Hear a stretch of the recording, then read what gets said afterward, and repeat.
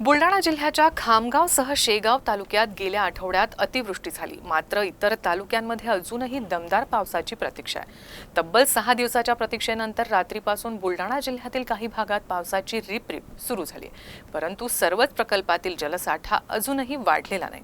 येत्या 2 दिवसात मध्यम ते हलक्या स्वरूपाचा पावसाचा अंदाज हवामान खात्याने व्यक्त केला आहे। बुलढाणा जिल्ह्याच्या खामगाव आणि शेगाव तालुक्यात गेल्या आठवड्यात अतिवृष्टी झाली, मात्र इतर तालुक्यात अजूनही दमदार पावसाची प्रतीक्षा आहे।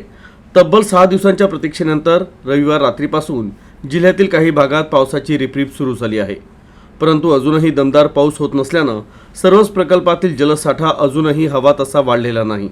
येत्या 2 दिवसात बुलढाणा जिल्ह्यात पुन्हा मध्यम ते हलक्या स्वरूपाच्या पावसाचा अंदाज हवामान खात्याने व्यक्त केला आहे। त्यामुळे आता बुलढाणा जिल्ह्यात सर्वत्र समाधानकारक पावसाची प्रतीक्षा शेतकऱ्यांकडून सुरू आहे।